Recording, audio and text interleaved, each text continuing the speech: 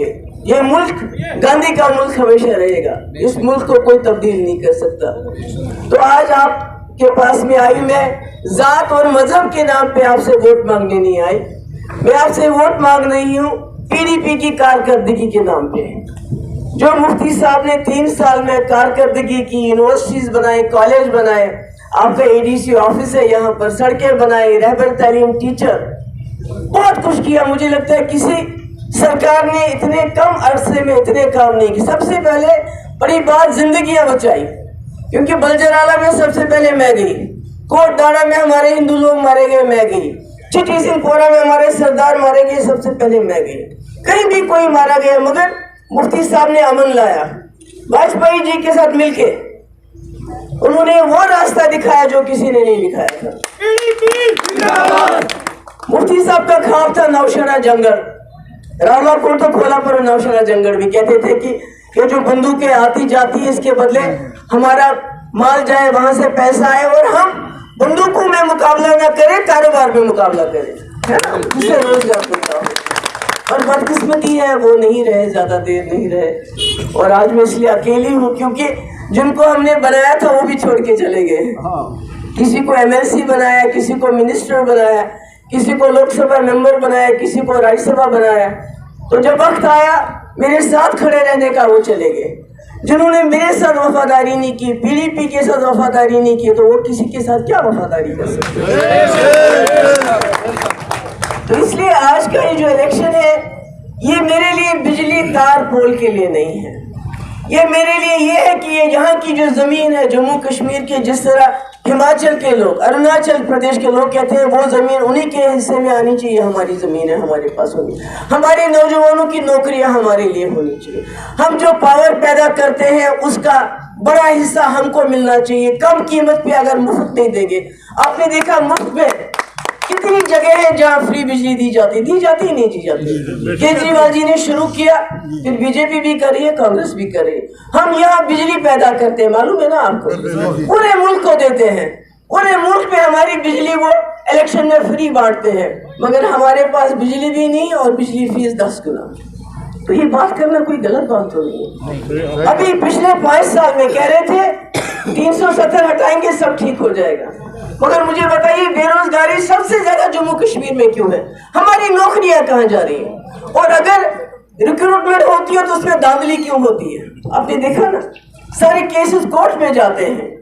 ہماری ریت باجری سے لے کے بڑے بڑے کانٹریکٹس جموں کشمیر کے لوگ کیا اس لائق نہیں ہیں کہ باہر سے آتے ہیں, ان کو دیتے ہیں, پھر وہ آپ کو سبمٹ کرتے ہیں, آپ سے کمیشن لیتے ہیں. تو ہم کیا کوئی غلط بات کہتے ہیں؟ ہم وہ باتیں کرتے ہیں, وہ کہتے ہیں ہم نے 370 ہٹایا, جموں کشمیر کو ملک سے ملایا نا. جموں کشمیر کو جواہر لال نہرو نے 1947 میں ملایا. ہم نے پاکستان کو ایک طرف رکھ کے خود فیصلہ کیا کہ ہم گاندھی کے ہندوستان سے ملیں گے, ہم مذہب کے نام پہ نہیں بٹیں گے. تو آج آپ ہمیں کو سبق دیتے ہو, یہ تو مجھے لگتا ہے زیادتی ہے. مگر اس وقت میرا مقابلہ جو ہے وہ نیشنل کانفرنس کے کینڈیڈیٹ کے ساتھ ہے. میں جہاں جاتی ہوں تو میں نہیں, لوگ ہی مجھے کہتے ہیں. ابھی میں پیچھے کہیں تھی ایک گاؤں میں, تو وہاں ایک بزرگ میرے پاس آیا, میرا ہندو بھائی, تو کہا میں ہوا جی آپ کو پتہ ہے ہمارے گاؤں میں کتنے رہبر تعلیم ٹیچر لگائے مفتی صاحب نے؟ اس کے بعد کوئی نہیں لگا. تو جہاں جاتے ہیں لوگ خود بات کرتے ہیں, ذکر کرتے ہیں, مگر نیشنل کانفرنس کے پاس 50 سال سرکار رہی, کہنے کے لیے کچھ نہیں ہے. ہم کہتے ہیں ہم نے مغل روڈ بنائے, ٹنل بھی بنائیں گے. ہم کہتے ہیں ہم نے بابا غلام شاہ پادشاہ یونیورسٹی بنائی جہاں ہندو مسلم سکھ سب پڑھتے ہیں. بابا ماتا ویشنو دیوی کو مفتی صاحب نے زمین دی, جہاں وہاں بھی مسلمان بچے پڑھتے ہیں, کشمیری بچے پڑھتے ہیں, کیونکہ ہم رل مل کے ہم کو رہنا ہے.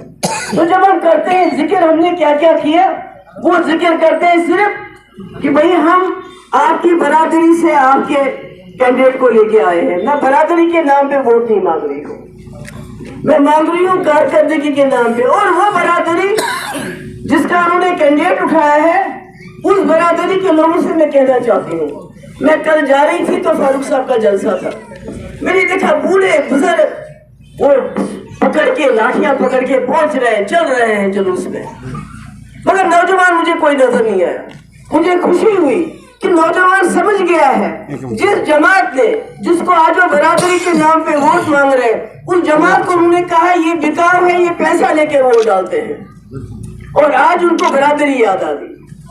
میرے لیے تمام برادریاں سانجی ہیں، چاہے وہ پہاڑی ہو، گجر ہو، بکروال ہو، ہندو ہو، مسلمان ہو، سکھ ہو، کیونکہ ہم سب نے مل کے رہنا ہے، ہمیں کوئی جدا نہیں کر سکتا ہے۔ صرف جدا ہوتے ہیں آپ شمشان گھاٹ میں جاتے ہیں، ہم قبرستان میں جاتے ہیں، باقی تو کچھ نہیں۔ ہم نے کھانا پینا وہی، پانی پینا ہے وہی، بجلی جلانی ہے، انہیں اسکولوں کالجوں میں پڑھنا ہے۔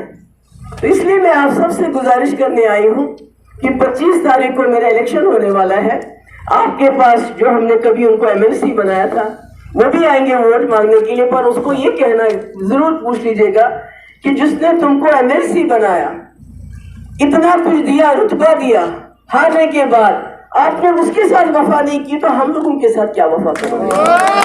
محبوبہ مفتی زندہ باد، محبوبہ مفتی زندہ باد، محبوبہ مفتی زندہ باد۔ یہاں فلائی اوور کی بات کر رہے تھے میرے ساتھ ابھی ڈاکٹر صاحب، اور بھی کئی چیزیں ہیں، میں بڑے بڑے وعدے نہیں کرتی۔ میں آپ کے ایشوز جیسے ہم چاہتے ہیں کہ ریل جو ہے راجوری بھی پہنچنی چاہیے، ریل لائن پہنچنی چاہیے، آسانی ہو جائے گی۔ ہم چاہتے ہیں یہ علاقہ بڑا خوبصورت ہے، ٹورزم کے نقشے پہ آنا چاہیے، یہ بھی ہم چاہتے ہیں۔ ہم چاہتے ہیں جو اگنی ویر اسکیم ہے اس کے خلاف ہم بات کریں، وہ ویسے ہونا چاہیے جیسے پہلے ہوتا تھا، تاکہ جو بیچارہ آرمی کے لیے بچپن سے خواب دیکھتا ہے وہ 4 سال کی نوکری کے بعد کیا کرے گا، کہاں جائے گا؟